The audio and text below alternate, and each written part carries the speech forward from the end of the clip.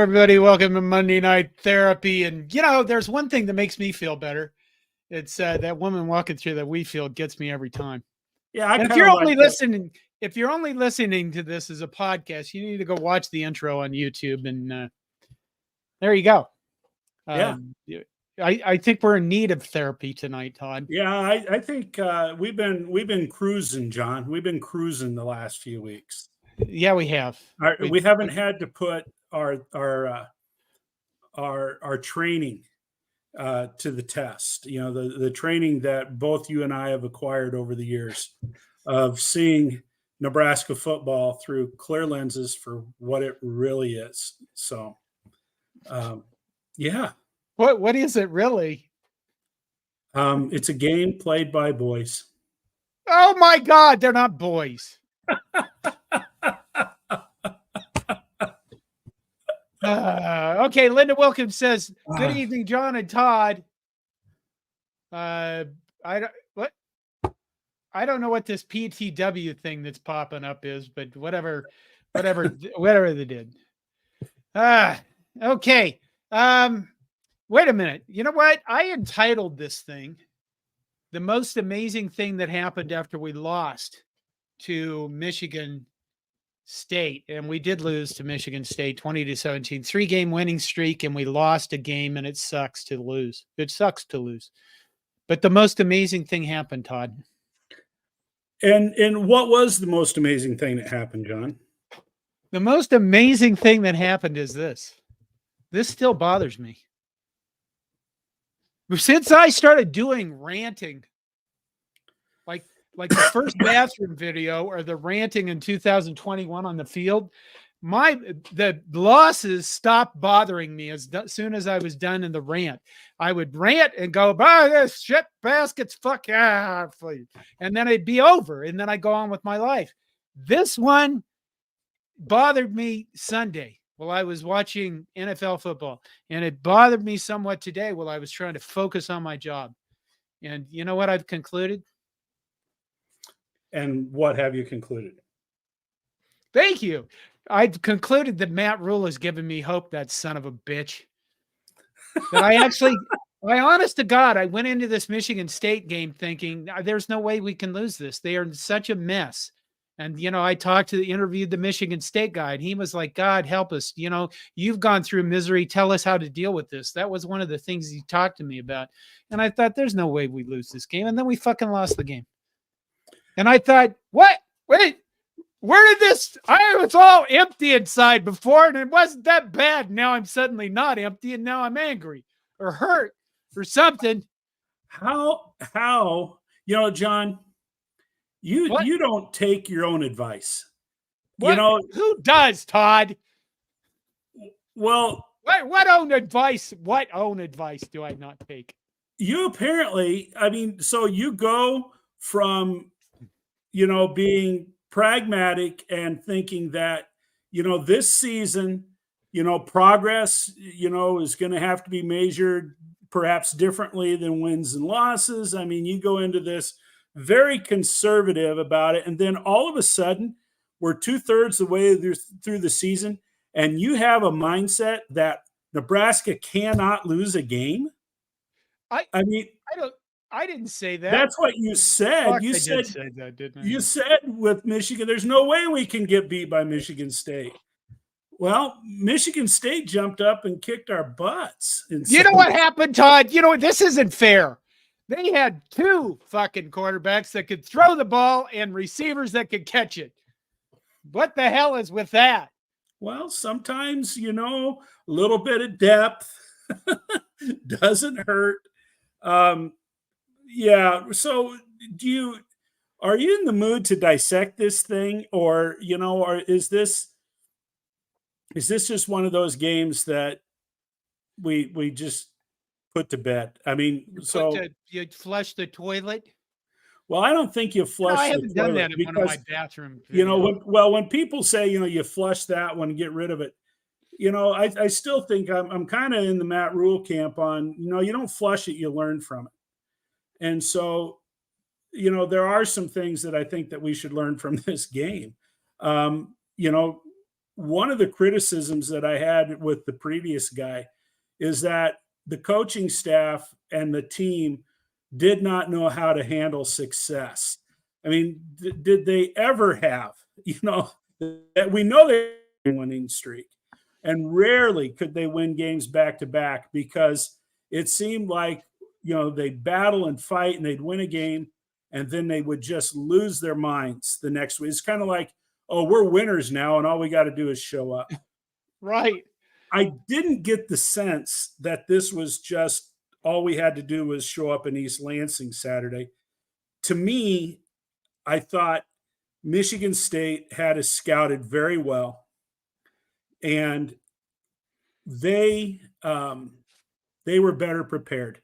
They were better prepared to play against us than Nebraska was prepared to play against them.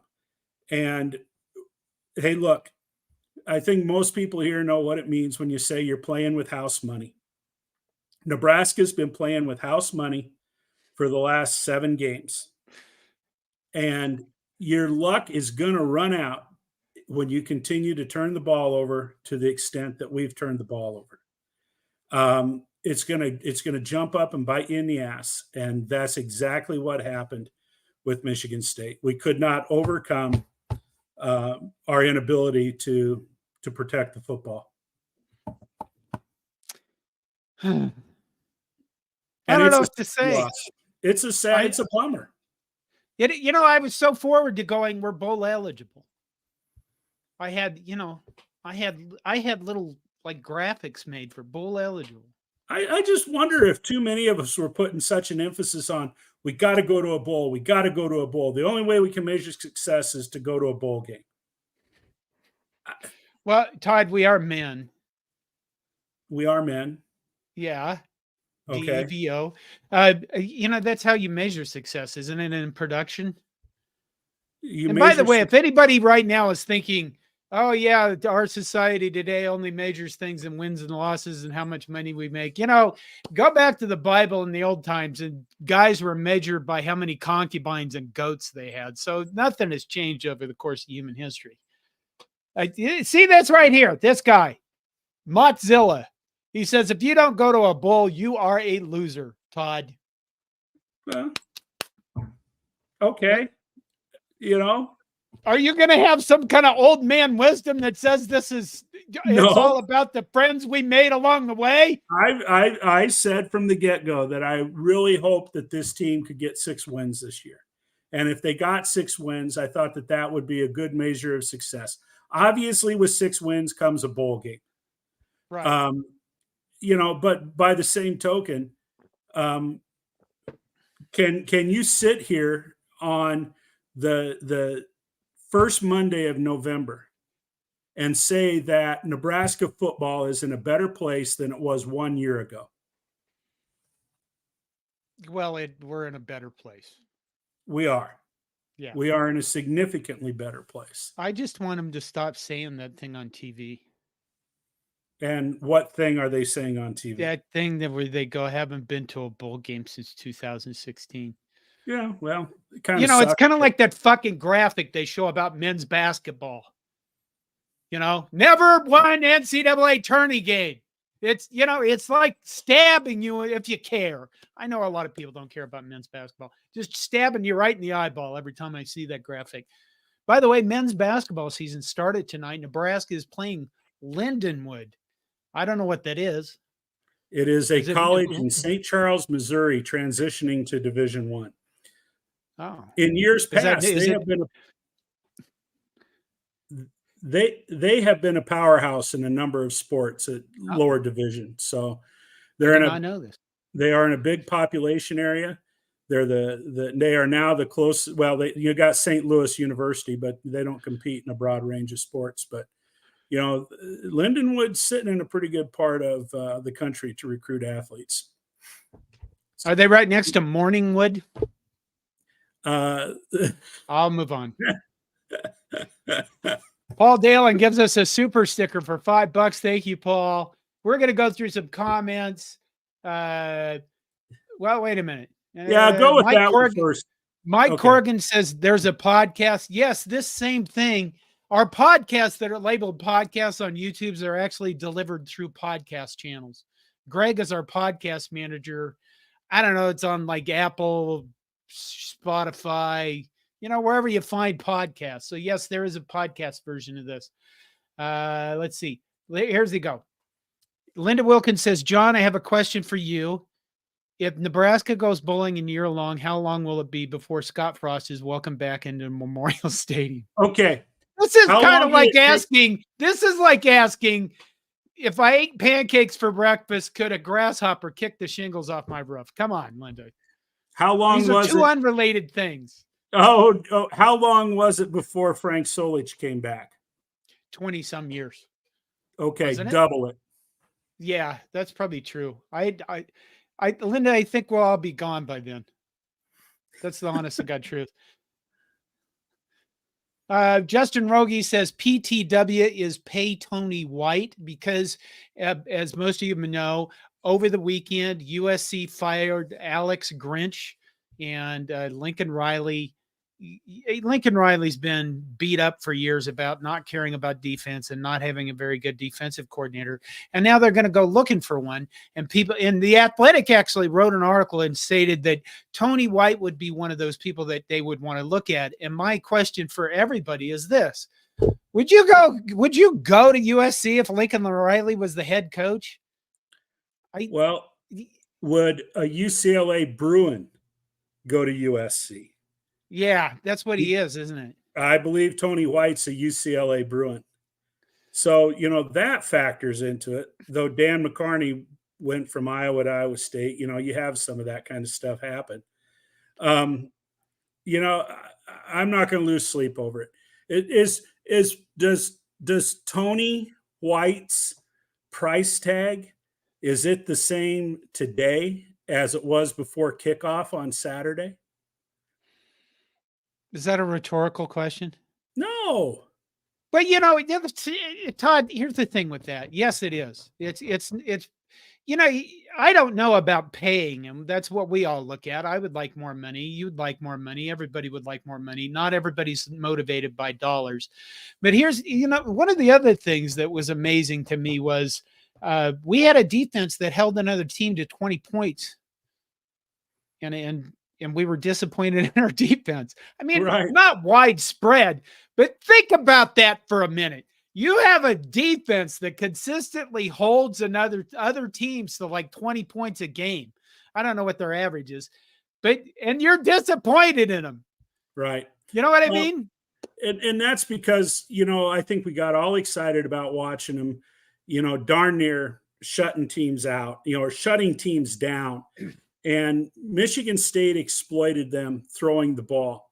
And when they were successful throwing the ball down the field, that opened it up a little bit for them running the ball. But Michigan State didn't put up huge numbers. And, so it wasn't a defensive collapse, not by any means.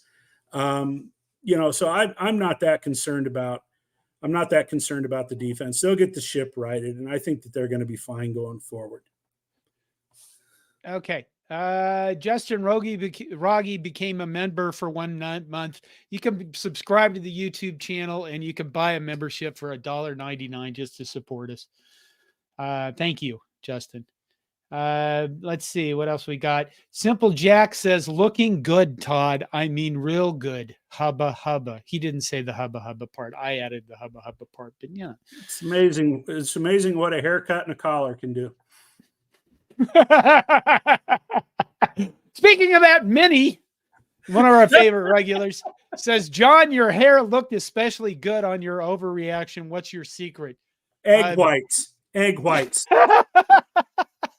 Yeah, it's egg whites. He uses egg whites, and then he wraps that mess up into a plastic bag.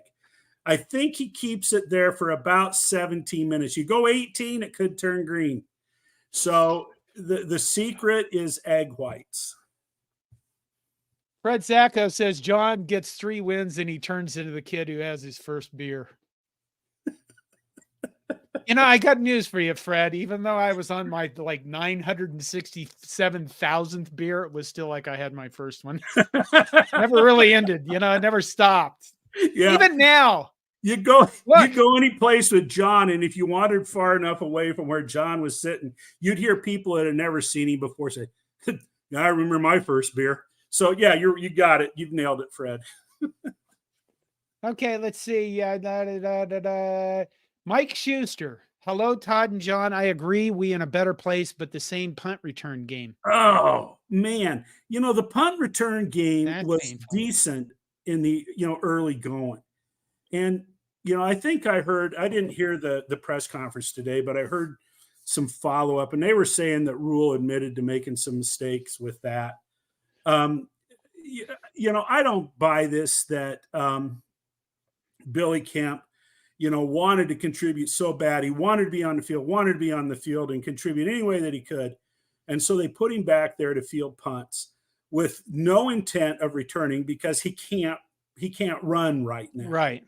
But, come on, you got to, I remember listening to Ed Foley talk preseason about how important it was to return punts so that, your yards matter on returning punts. And they always wanted to return punts. But shoot, if you watched the game on Saturday and paid attention to fourth down when Michigan State was punting, Nebraska had the block on nearly every time. And right. when you have the block on, you're not going to get that protection for a return man. Right. Well, Billy Kemp's sure-handed. He caught every one of them. Why he caught a couple of balls inside, like the 5-yard line, I have no idea. It used to be rule of thumb was you stand with your heels on the 10-yard line, and if it goes over your head, let it go. Don't back up. Well, punters have become, this is not, the game that we played when it comes to punting the football. You got punters that they have different kinds of kicks, and they're much more adept at putting that ball so that it bounces straight up or it bounces back. It's a whole new world there. But boy, fair catching the ball on the 5. I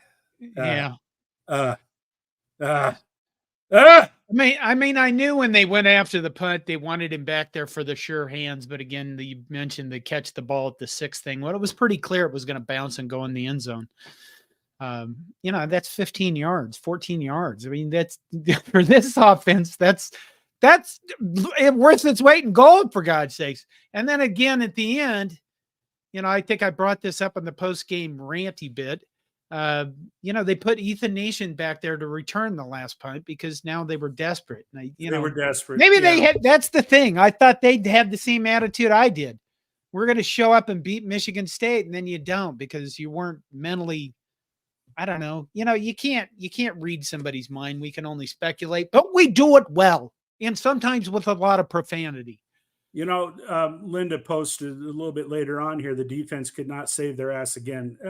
Very true. And, you can't, an offense has got to move the ball.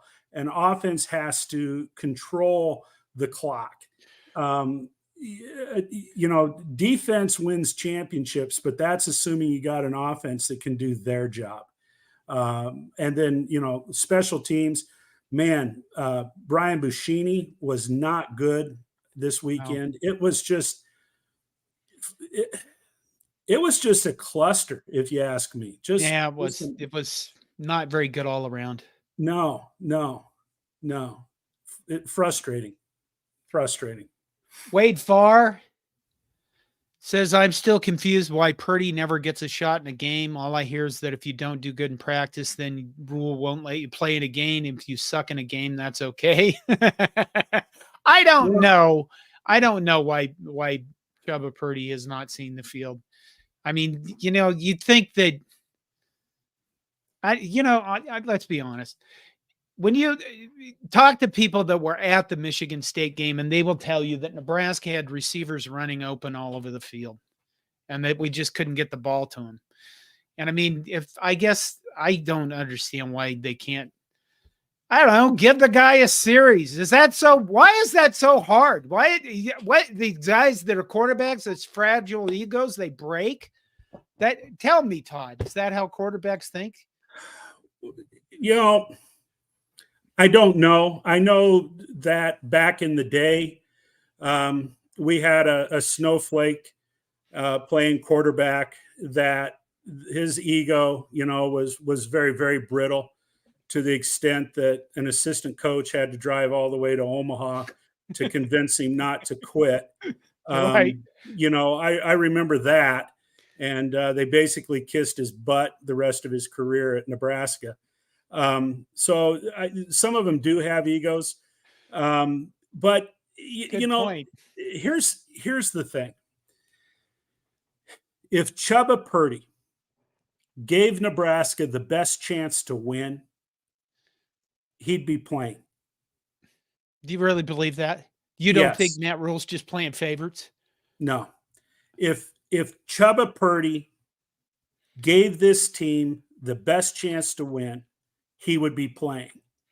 Now, we as a fan base, like a lot of like in a lot of things, well, prove it, or I want to see it, or you don't necessarily trust those people that are in positions of power and authority to make a decision. But I thought Saturday that it was time to give another quarterback an opportunity to play. So did I. Heinrich was struggling. He just was not getting the job done. Michigan State, as I said, there's enough film on Heinrich Harburg now that other teams are scheming against him, and they've been able to take away some of those things that led to some success in his early starts. But then you get into the whole argument. Well, if not Heinrich, then who? Well, you got your Chubba fans. You've got people like long-haired Minnesotans that think that Jeff Sims should be shipped off to Afghanistan and never allowed I to have play never again. said that. I have Well, you never virtually did. said it. Not Afghanistan. Good God, nobody deserves Okay, that. Libya. And so, never allowed to play again. Here was it. Look what Michigan State did. Michigan State in the third quarter, they brought a guy off the bench. They were looking for a spark because they kind of felt like Hauser was the starter. He was kind of hitting a wall. And so they brought that other guy in who was a running quarterback, looking for some kind of a spark to kind of ignite him. And I really wished that Nebraska would have done something like that just to try to get him out of the doldrums because nothing was working. But, apparently the coaching staff believes that HH gives us the best chance to win, and they're going to ride the Heinrich Harburg, express until the end of the season or until he's injured and can't play, would be my guess. The other problem that he has is a lack of any kind of pocket presence whatsoever. I mean, you could say there were a lot of people that said, well, the offensive line doesn't give him any protection. Okay, well, the pocket's supposed to build around him, and he has to step up into the pocket. And instead of stepping up into the pocket, he just kind of went, where's Fedoni? And then he throws Fedoni the ball, whether he's covered or not by 8 guys. And that's the thing that I kind of look at and go, okay, maybe you can learn to build pocket presence, the ability to step up in a pocket and trust your linemen around you, that there's going to be something there for protection for you to get the ball off. And maybe he also, maybe they're drumming it into his head. You don't have to look for Fedoni every time. I know aren't they roommates? Is that it? No, former roommates. Oh, okay. But I don't know. I'm wondering where Heinrich's head is at. No, I'm not even gonna go down that road. That was used up. Yeah. I used it up Saturday. No conspiracy theories. You have a conspiracy theory? Well, yeah, but I'm not going there. Todd, you're holding out on us. Okay, when Heinrich Haarberg throws the ball, what does he have a tendency to do when he's throwing the ball? Sidearm. Well, yeah, but he's flying. They fly. I mean, he's overthrowing receivers badly, quite often. Okay. Okay. All right. Yeah. Been watching Harper Murray serve the ball. Should we stop there? Well, you asked. I did. I'm just saying. Coincidence? Hey, Don Dre says, John Todd, go old school and wear ties. Oh, Don, I've worn a tie once in the last 3 years and about killed me. Really? Well, yeah. I don't think I've worn a tie for like now about 15 years, maybe a very long time. I don't go to places. You know what? I don't go to places where ties are required. And those people who have those places where ties are required are thankful that I don't go to their places. You know, it's got, I was just having this conversation not long ago when, 25 years ago, when I was a young high school principal, I wore a suit, not slacks and a sport coat. I wore a suit and tie 4 out of 5 days every week to school. And I did that for the first, I would say 10 years, 12 years of being a high school principal. I mean, I had suits, I had dry cleaning bills, I wore ties, just crazy. And then fortunately, my last 10 years in the profession, I had a superintendent that I worked for that really didn't think it was necessary that we wear ties. So I wore a tie maybe once a week, probably once a week. Hardly ever wore a suit. Graduation, Veterans Day, I'd wear a suit. But yeah, life changes. Matt Snowback says, let's not complain too much. This team would have 2 wins under the old regime. That is probably true. Yes. Yeah. Okay.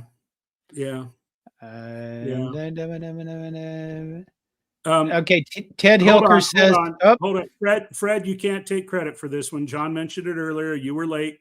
You were late to the party. Sorry, Fred. I love your humor. Your humor is outstanding, but John owns this one. I'm not sure he's filed for copyright, but that was his joke, Fred. So, what? Now I lost the comment from somebody. Okay.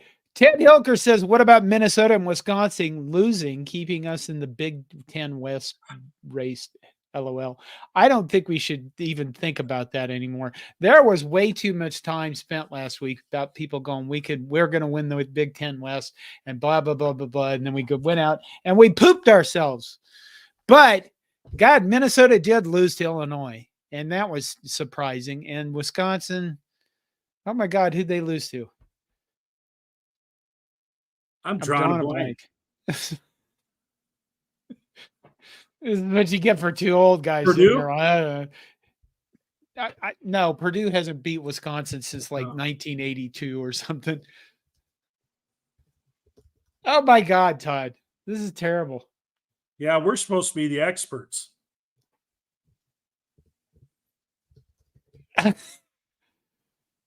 They lost. This is why we can't remember it. It's because it's more shocking than our loss. They lost to Indiana. No, Indiana. Right. Yeah. Yeah. Well, yeah, that I mean, that had to shock the Indiana people. Number one, nobody's paying attention now that the basketball season started. Number two, I assume that they were just getting ready to, okay, he's going to lose to Wisconsin, then we're going to fire Tom Allen because he's dead man walking. He's gone. There's no saving him. But the crazy thing about it is Iowa is probably going to win the West. They're probably going to get it done. And then their defense will get shredded. So Mozilla says, why don't we start a nil fund for a quarterback? Take $20 off every ticket sold and throw it in a bucket for a quarterback. If you have a quarterback, the wide receivers will come. Yeah. I don't know if that's legal. I'm not sure how it works. Of course, there's all sorts of stuff going on around nil that may be a little fuzzy for everybody. Matt Snovak comes back with, I think Harburg is our guy. Yeah, he made some bad throws, but remember this, Frost didn't let him see any game time for several years. Harburg needs a good offseason. I think that he athletically, I mean, he's a big guy and he certainly is athletic, but I mean, quarterback's all up in your head. And, you know, if he can learn to step up in the pocket and have a better presence, I maybe, but I don't. There's already guys out there that are skilled, refined quarterbacks. And really, I mean, let's face it, a lot of this season, first of all, it's amazing we're talking about this because we have expectations for our team being good. That's what this is about. That I think is the most amazing thing that's happened this season. And that's why I titled the show that. The most amazing thing is we're expecting our team to be good. We're starting to build that. Hey, we need better players. We're going to be good now. We're going to be okay, going in the right direction. We have a good defense, things like that, you know, and that's kind of cool. But where the hell was I going with this? Oh, I think the biggest problem with this season is really Matt Rule made the wrong decision of bringing Jeff Sims as a quarterback in. I mean, now if you look at our season right now, I would be in charge of the West without Jeff Sims, this crappy division. I mean, I'm not talking about Casey Thompson because I know a lot of people will go, well, Casey Thompson should have stayed. Well, Casey Thompson wanted to be a starter and he also tore his ACL. And I mean, that was the biggest problem with Casey Thompson. Would he stay healthy for the season? The answer is obviously no. He already did that. But if we'd have picked somebody else out of the portal that wasn't so turnover prone or wasn't so turnover prone, that's what the season comes down to, isn't it? Right now. Well, I'm not going to. We speculate, Todd. That's what we do. Here's the thing. The only thing we don't do, we're just not sitting in a bar drinking beer. I'd be talking loud enough so everybody in the bar could hear me. The funny thing is that the anti-Jeff Sims segment are trying to encapsulate his career into a 10 plays. And there is more to that kid's career than 10 plays. Yeah. If you look at his performance against Minnesota, outside of the 2 interceptions that he threw, that guy led a pretty dynamic offense in that game against Minnesota. Dare say a more efficient, more effective offense than we've seen even with Heinrich Harburg at the controls at our best. And so what bothers me is that all of us sitting in the cheap seats have said, because of those 10 plays, this kid is crap. And that's not true. When you look at, did he have turnovers when he was at Georgia Tech? He did. But look at the stats that he put up in light of the turnovers at Georgia Tech. He could move that offense. Heinrich Harburg has done nothing that Jeff Sims couldn't do and perhaps do better. So, beat the kid up all you want. Blame him for the losses if that's what you want to do. But for my money, he's a better quarterback than Heinrich Harburg. And I think he would put us in a better position to win games than what Heinrich Harburg is. Do you think we'll see him again? Only if Heinrich Harburg only if Harburg is injured. Only if he Yeah, gets that is knocked kind out. of weird how they manage the quarterbacks, isn't it? Well, in some ways, but that's kind of Rule's MO, because even when he was at Baylor, he'd go with the guy that they chose to be the quarterback until, he was knocked out. And, if you listen to Matt Rule's press conference today, I mean, he's all about Heinrich Harburg. He's 100% behind the kid. And, talking about helping him improve, and getting him better, coaching him up, doing all those kinds of things. So I, I heard Jay Moore on my drive back to my drive back home, saying that in his opinion, Heinrich Harburg gives Nebraska the best chance to win. Period. The other ones aren't going to be as effective. So, if he's the one that we're going to ride, then, we're just going to have to accept that. That's where we're at in the here and now. Mike Corrigan says winning the West is like being the prettiest girl in Frontier County. Where's How Frontier about that? County? That's my county. My wife's from Frontier County. And she looks damn good. Yeah. I'll just say that, Mike. Yeah. Hey.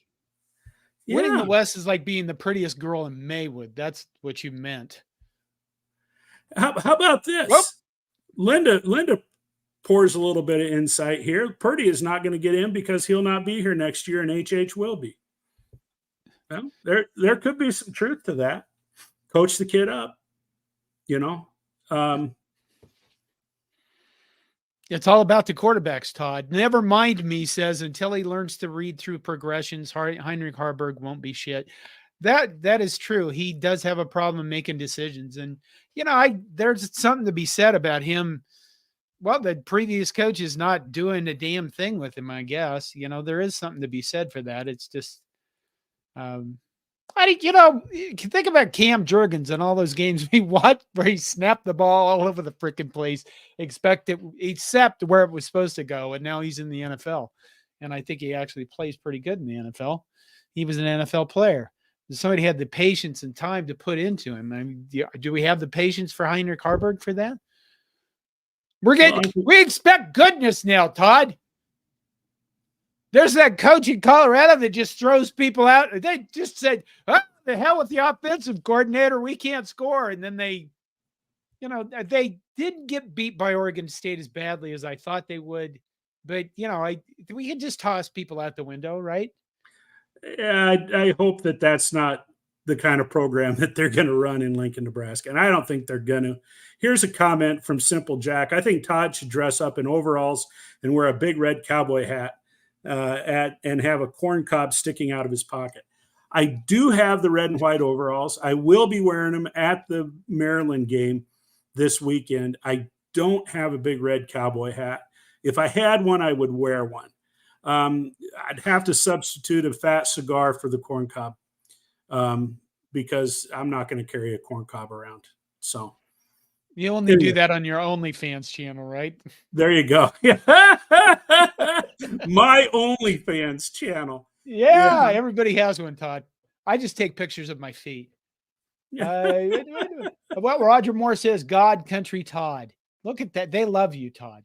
Apparently. Minnie over here says she's agreed with you at least 3 times tonight that I've seen. Cilantro says this game was a must-win. Getting to a bowl is much tougher now. I don't think you can. I don't know about that. Wisconsin lost to Indiana, for God's sakes. Iowa's offense can't score. Maryland has lost. They started 5-0 and they've lost their last 4. They're 5-4, just like we are. And I'll tell you what's going to happen is this. Both these teams are meeting this weekend, 5-4, and one of them is going to be a winner and bowl eligible, and the other one's going to be, ridden with anxiety and depression. Maybe the fans, maybe me. I don't know if it'll affect the team. I'm optimistic. I think Nebraska's got 3 shots to win. I really do. I don't think that, right now, I think I heard the line is, Maryland by 2 or 2.5 or something like that. And that's fine.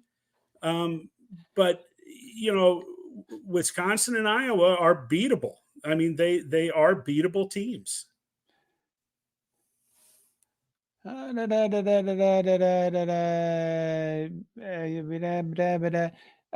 wait a minute. I missed one here. Look at this. Monica Mercer says, I'm from Frontier County. I grew up with Monica. Monica is helping me design stuff, and she is doing a fabulous job. By the way, wait, not this one. Yeah, she did. You did that. She did this one. She did the run the fucking ball shirts. And this weekend she came up with a toilet shirt. And now if you go to cobbycorn.com, there's the bathroom diaries shirts that you can go and buy. Bathroom diaries? We call it, she wanted to call them bathroom memoirs. I thought diaries was more appropriate. Memoir sounds too fancy. Somebody on YouTube had the comment that we should call them crapper chronicles, but Adam Carricker's already got that chronicles thing going for him. So, John, oh my God, yes, we have a lurker. John, we have a lurker. He says, "Don't add me." He's waving us off. Okay, I see. But he's critiquing us. He's critiquing us. He is. He says yes. Yeah. Big Bolivar says Iowa will smash your offense. It's not much better. Well, yeah, we know this. I mean, the game's going to finish like 3-2. Yeah. Or our goal for the Iowa game is to reach out to Michigan and see if they have any contacts that Nebraska can hire.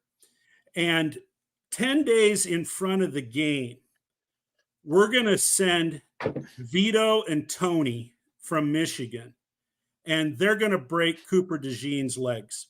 What? And so if Iowa doesn't have Cooper DeJean, that has taken away any possible potential for putting points on the board. They've lost their entire offense, defense, and specialty. Now, they do have a punter that can kick it a mile. So they've lost half of their effectiveness with special teams. But we'll get Vito and Tony to take care of Cooper DeJean, break both legs, because if he only has one broken leg, he can still go. So it's going to have to be both of them. And then that will neutralize what little possibility that Iowa would have to beat us. What is going on here? This is where I have to say that opinions and thoughts given on the Monday Night Therapy are solely of Mr. Todd Wolverton and do not reflect CornNation.com, Vox Media, or any of its subsidiaries. This friendly disclaimer, this legal disclaimer is necessary because Todd will get us in trouble. That's probably true. Look, I have a banana. So okay, take the banana, throw the banana, take the banana, throw it in front of Cooper DeJean, and maybe he slips on the banana. Yeah, because earlier you were basically Nancy Kerrigan all over the place. Okay. Don Dre asked, John, is Frontier County in the Sandhills? No, I don't think it is. It's at the, if you go up to the north part of the county, you might be at the beginning of the Sandhills, but Frontier County is just south of North Platte in Nebraska. Don, go back and watch the old Marlon Brando Western called Missouri Breaks. And in Missouri Breaks, that's what Frontier County looks like. It's ravines and twists and turns. It's wild country out. You could hide out in Frontier County and no one would ever find you out there. That's true. That is very true. Let's see. Cilantro comes in with big red toilet talk for the name of this stuff. That's very good. I like Mike Corrigan has dispatches from the John spelled without an H. which is that's very creative. You guys are very good. Oh, Let's see. wow. And then here's Big Bolivar again saying D sucked at Michigan State. That's the thing is they didn't suck. They weren't terrible at all. They gave up 20 points. And I mean, if you're going to think now, one of the things they did do is they gave up big plays, and all season long they had not given up big plays. So if you wanted to actually bitch about them for something, they did give up explosive plays, and we weren't used to seeing that. And oh shit. Go ahead, Todd. Talk about something. I'm going to look. Well, something no, up. the defense. It just is so disappointing. But I think it's because we had so much hope that they could continue holding the fort, and they just, they can't. They just can't do it. Game after game after game. We have to have some offense. We have to have special teams step up. And so we gave up 63 yards rushing, averaged 2 yards a rush. So we shut down the run game pretty well, but 232 yards per pass with an average per completion of 15.5, which is, that's not good. And, but, listen, we gave up, Mike Schuster says defense only gave up 13.7 was a bogus touchdown. Todd, we've gotten 47 minutes into this thing without even mentioning the officials. Yeah, I'm kind of impressed. I'm proud of you, John. I don't think I will say the same thing that I say about officials all the time. You can't blame a game on the officials. I know that there were some calls. I mean, I don't understand how our receiver just gets run into and tackled with the ball coming over, by him at least. And there's no call there. That's just amazing to me. I thought there were 4 incredibly bad calls that went against or weren't for Nebraska, if that makes any sense. That touchdown, the lack of a pass interference, the missed face mask. Those are 3 of the 4. Boy, those just, they were backbreakers. But, don't put yourself in a situation where a call like that, can be the difference. Nebraska did not play well enough to win that game, in my opinion. Let's take this on. Carlos says, wrong, John. A lot of people say that. The refs were totally biased toward Michigan State. Not in the first half. I mean, in the first half, we did get the calls because I tweeted, Nebraska is getting all the calls here. And do you remember some of those calls we got in the first half? It was toward the end of the Got a couple of holding calls, defensive holding calls. At least one was holding. Was the other one a pass interference? I don't remember for sure. Something like that. But, we got those calls. And in fact, those weren't as blatant as the pass interference they didn't call in the second half. Yeah. So I don't think I see stuff on Twitter and I see comments about, the officials are on the take and all that stuff. Nobody defends the officials, and I'm going to say the same thing I always say about them.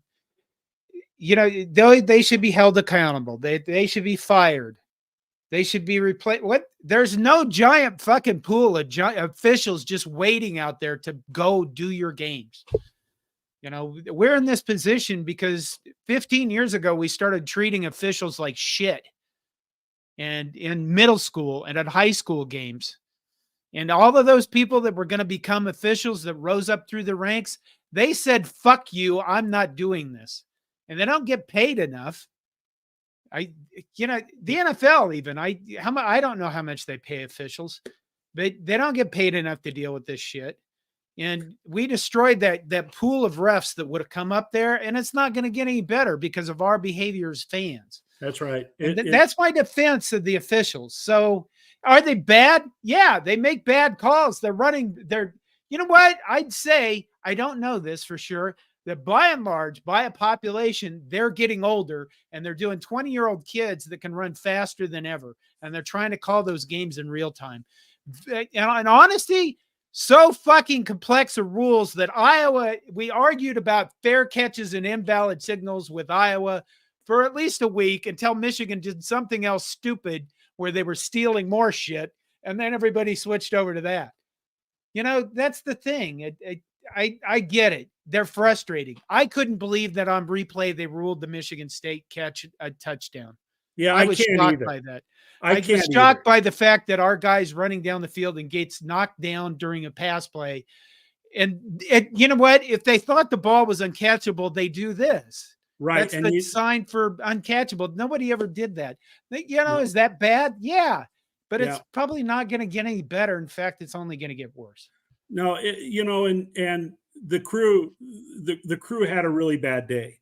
And you're right. There needs to be a level of accountability, for that. And, but again, I'm with Matt here. Matt Snovak says, let's not blame the refs. That's code for we can't win by ourselves. And I concur with that. It's kind of funny. I've had some knockdown, drag out arguments with my dad about that. He's from the old school, and he's definitely believes things a little bit different than I do. But nonetheless, there were some bad calls in that game. Wade Farr says, why isn't every call reviewable if it changes a game? Because there's people paying to put these damn things on the TV. And whether we like it or not, they controlled a lot of the flow of the game. I mean, think about the clock changes this year, how the clock runs a lot more than it did because they wanted to shorten the games, i.e. they wanted to shove more commercials into the games so they could make back their money that they paid shit tons for these contracts, which is good that they're paying for the contracts. But why isn't every call reviewable if it changes the game? That's why, because it takes too long and the games would go longer. It's kind of like, why don't they call holding? I mean, there's some unbelievably egregious holding going on all over the place and it doesn't get called. And why don't they do that? Well, because they be calling holding all the freaking time, And I think offensive players know that, so they just tackle guys and get away with it more. I'm going to be, okay. I'm pretty doggone sure I'm in the minority here, but I wish they'd get rid of video replay. I wish when you watch baseball games, they didn't put that rectangle up there with the strike zone. All that does is it puts, a more powerful magnifying glass on the officials and the officiating. We got along just fine for 100 or more years of football without having video replay. And I'm putting this up here and, I don't want this necessarily to be a referendum on officiating, but, Dave Canada says, I know high school refs that have a getaway car and a driver. I knew of refs and I knew of situations where that was the case 40 to 45 years ago. The difference today is that there are more people that are more critical and more threatening than it used to be back in the old days. And, I'm not a very intimidating person. I'm 5'10" and significantly overweight, but I hated, the thing I hated the most in my former role as a principal and athletic director was basketball games. I hated them. And that's because everybody in the gym was a referee. Everybody in the gym was a referee. And on more than one occasion, I had to get a couple of people, and we had protocols for this, but we literally had to, escort officials out of the gymnasium, and set up kind of a little escape route for them to get out of there because the fans were so ridiculous. So, folks, it starts at the younger ages. And just because people are paying thousands of dollars for their kids to get private training and play on select teams, that does not give them a right to berate officials. So there's my soapbox. Done. Carlos says, John, could Trev Alberts please make you our offensive coordinator? I'd take the money. I think Maybe if I was 35, I could get into that. But I think at this point, it's, I'll just sit here on my microphone and sit on my couch on Saturdays and do what everybody else does. And we're just, there you sons of bitches. Why didn't they do this or that? Okay, let's see. We have a number of these starred. Joel J says, GoFundMe for a quarterback. I'm surprised that people haven't actually started that. You know what I mean? I am really, what I think? I think everybody looks at Neil and they go, well, rich people pay for that. And the reality is, you can contribute to 1890 and you can buy pipeline jerky to contribute to the offensive line. So it's kind of Fred like Sacco says John's offensive. He's just not a coordinator. That's true. That is true. Thank you for recognizing who I am. Let's see. Let's see. Minnie says, John, plan for a happy tree video after the game. Good thoughts. There you go. I thought about that. I thought about walking down there, and then I was lazy. And I was, I thought about it. I should do that. We're due for a tree video. Look at Roger Moore says soccer has extra communist refs that could be trained. They'd probably be ruling people for penalties for touching the ball with their hands. Yeah. Many again, I want to take this. It would be interesting to hear the refs' complaints. It would. Years ago, I think actually 10 years ago, I interviewed a friend of mine who was a Division I ref, and there's a series of articles at Corn Nation about what the refs' responsibilities are and why don't they call holding and things like that. And, maybe I'll put them in the show notes and people can review them, because the responsibilities for each one of the refs, each, like the side judge, the back guy, the umpire, head official, they all have different responsibilities for what they're doing in each play. But I would love to find a division. If anybody out there knows a Division I official that would come and let us interview them, that wouldn't even have to be live, but I would love to talk to them. I talked to some Big Ten refs when I was on the field. I used to go up and talk to them a lot and ask them. John, you did a good interview with Louis Curtis a few years back too, who was in charge of referees and at high school level, and that was a good interview too, and gave some insight. So, and he talked about the fact that at the high school level, they're having a very difficult time of getting officials. And a lot of that is because we as fans it's too much, I mean, you think about it, who wants people screaming at them all the time? You have to be conditioned for that. You don't just walk into a situation and have people jump on you and scream in your face and do all sorts of shit to you. I spent a lot of my career as an IT person doing disaster recovery, which means I walked into companies where everybody was going insane. I had CEOs that would come up and scream in my face. I literally had one spit all over me one time when I was about 26 years old. I thought it was kind of funny because in the back of my head, all I could think about was the Animal House scene. Is that a pledge pin on your uniform? And that's what I pictured when people were screaming at me. But you have to be conditioned to be able to do that. Maybe the Marines, maybe the Marines, if you get out of the Marines, you could go apply to be an official. Because they're probably, they could handle that stuff better. Well, did you? Yeah, I like that one. I could see it. Joel Telshaw says restroom reflections with John in a smoking jacket and a pipe, a la Hugh Hefner. I like that. I do. I do. You have a similar smoking jacket. I know. I've seen it. I've seen it somewhere. We've got a lot of other good comments, but there you go. See, I could. We're getting close. We're getting close, and there's a couple things we haven't talked about yet, John, that we probably, I think, are worth mentioning. Oh yes, we got to definitely give props to that volleyball team. The game Friday night against Penn State with the reverse sweep, which John called that on the volleyball thread. And if there are volleyball fans out here, don't be afraid to jump on Corn Nation when the volleyball team's playing, because we have started having game threads for volleyball games. And we've got a few people here. I recognize a few names here tonight, that join in on those threads, and they're a lot of fun. But that game against Penn State really showed the mettle of this team. I mean, holy smokes. That was a very difficult environment to play in. And Nebraska remains undefeated after winning that game and then beating Rutgers. Merritt Beeson, Big Ten Player of the Week for the 4th time. Bergen Riley, Big Ten Setter of the Week for the 3rd time. So, you know, the volleyball game. And here's another recommendation.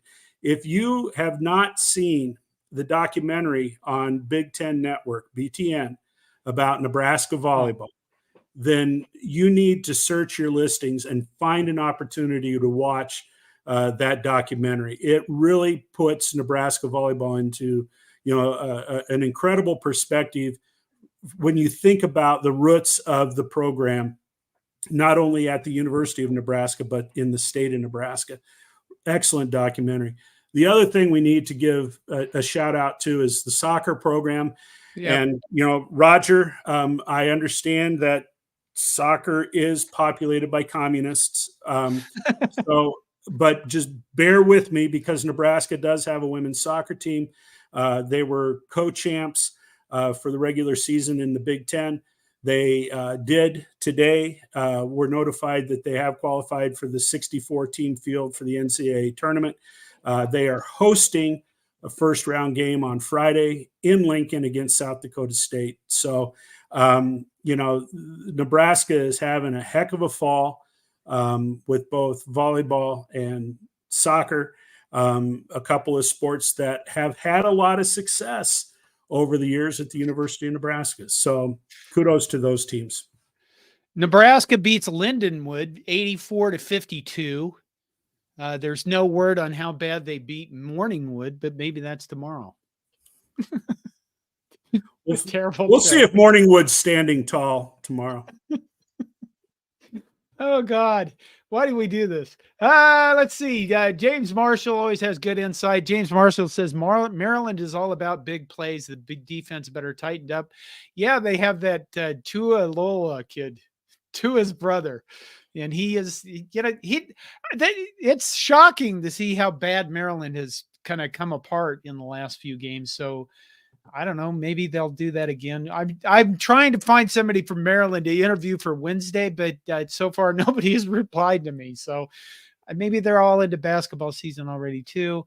Linda Wilkins says that's a bathrobe. It's, you know, I think that we all went through the pandemic wear, and some of this just became normal. It became normal clothing for some of us, Linda. Some of us, but I've seen Hugh Hefner wear things that are that same color. Yeah, it's nice. Yeah, and then Linda comes up with that. Well, did you have 7 years of college? Well, yes. Actually, Linda, yes, I did. I stayed in college until I figured out what I wanted to do with my life because it was cheap enough back in those days that you could. And I learned a lot. Jay Jasinski says, Todd, would you like a replay of the 82 Nebraska Penn State game? We got over it. Who's that guy? I got over it. Who is this person? You know, I have one of my clients that I work the closest with, and he's a Penn State guy. And honest to God, I have seen the replay of the 82 Penn State game 673,000 times because he plays that to annoy me. Yeah. No, I want to see all the calls made correctly by human beings. Okay.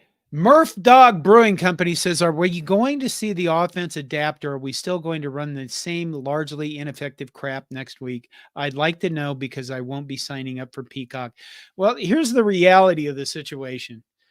It's not like something there's not like somebody going to come down and sprinkle magic quarterback dust on any one of our quarterbacks or our offensive linemen or our backup running backs or our backup wide. I mean, this is it. This is what we have. And I mean, you know, if you've ever gone through your life, it's basically equivalent of somebody saying, you know, here's this project, you're going to do this. And you sit down and go, well, this project's going to cost me, it's going to cost about $250 million. And they look at you and go, well, you got about $100 million to do it. And you kind of go, well, shit. And then you have to figure it out. That's just how it's going to be the rest of the season. It's going to be, how is our offense going to figure out how they can score points? That's really what it's going to come down to, is how can we creatively get the team into the position to score points so we can win games? Because, I mean, we need 20 points a game, basically. And where's that going to come from? I don't know. How are they going to do that? You know, I kind of thought that they had the right idea a little bit against Michigan State, where they just took their receivers that are really fast and fly them down the field and throw the ball up in the air. And they don't make any, they just say, you know what, 2 seconds after the ball is snapped, you're here on the field 20 yards deep, and that's where the ball's going. I don't know if you can do that, but maybe that's not horrifying. They don't have to really make decisions. It's just, I mean, Heinrich Hardenberg had a great punt on that one interception. Okay. What else? Anything? Well, I don't know. We're having a good time kind of here. So are there any other comments you want to address? Carlos says, John, do you think more triple option is the answer? No. No. Here's the thing with the option that everybody forgets is, not even the service academies are running that as much as they used to, because you can't cut block people anymore. It's illegal. And it's illegal because that's how people get injured is, offensive lineman that weighs 300 pounds running at a guy and then rolling into his legs or going into his lower body. And that's how you tear knees up and things like that. And the game has become much more about, player safety. So you can't, people that would love, here's the thing. I'll just say this. People associate the triple option with winning. Okay. We don't miss the triple option. We miss winning. Now, could you use it effectively in certain plays? Yeah, I think that, they've done that, and they've done a good job of actually, I mean, if you want to complain about Marcus Satterfield, the guy has learned how to do the different things in his offense in the middle of a season. And you don't typically do that. And he's had to largely do that out of necessity because, well, the running backs he depended upon at the beginning of the year, they're gone. I said at the beginning of the year, Ramir Johnson, I thought was the most explosive player in the game, and he's been gone for weeks now. So, yeah, kind of almost forgot about it. Hey, John, what's that? Find that last comment from Fred Sacco about your robe. Oh my God! Can you find that? Well, you have to talk then, Todd. Well, he had a comment relative to your robe, and what your robe looked like. I think he mentioned a famous individual. Hugh Hefner? No, Baron von Raschke, right? Oh yeah, yeah. Baron, you just wanted a reason to put that up there. Yeah, Baron von Raschke.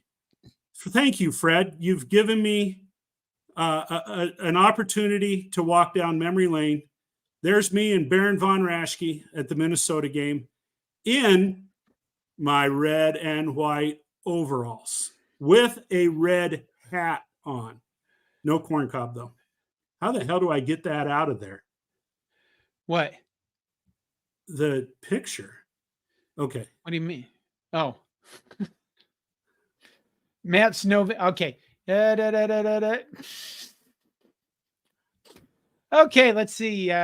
Wade Farr says, John asked how many people are paying for Peacock. Spelled P-E-E. To watch Nebraska, and how many going to a sports bar and how many just radio. And a whole bunch of people I think, replied to that and said basically radio. Yeah. Matt Snovak comes in with Peacock free trial, everyone. And they do have a free trial.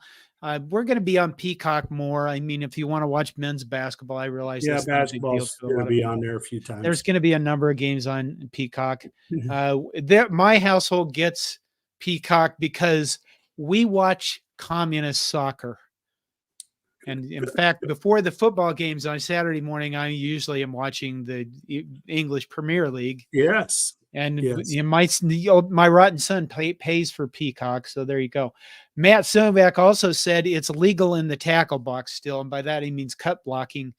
That's true, but you don't get that guys going out there on the end. And I think the thing is that's why it's not as effective. Tom Osborne really didn't run the option as much as we think he did. I think he ran about 20% of his plays were triple option plays. It wasn't that, it wasn't like he ran every play like that, like a service academy. He was just very effective at what he did. So, and they did it very, very well. Yeah. Well, John, I think we should probably wrap it up. Oh my God. Roger Moore says time for a communist peacock t-shirt. We have enough stuff out there right now. Yeah. You've really expanded your apparel. Well, I'm trying to learn about this because at some point I'd like to actually make more money off this so I could, I don't know, pay for medical bills. I was going to go to the Maryland game. I don't know if I'm going to make it now. We lost the transmission in our Jeep last Friday. And that's not good. No, it's not.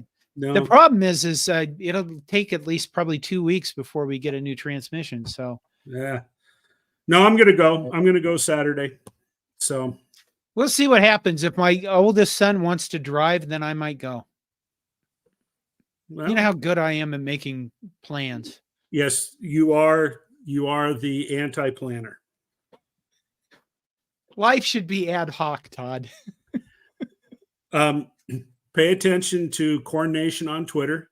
If John does make an appearance at the football game on Saturday, he'll be sure to tweet that out. He likes to hang around by the statue on the east side of the stadium. Right. And he'd be more than happy to say howdy to any of you folks that come up. Now, I, on the other hand, will be in the stadium because my father has to get there 2 hours ahead of time. So, unfortunately, I will not be there with John to chat. So, okay, John, think that is it. Yeah, we need to call her good. We need to call her. Yeah, we do. Okay. Good night, Todd. Yeah. Good night, John.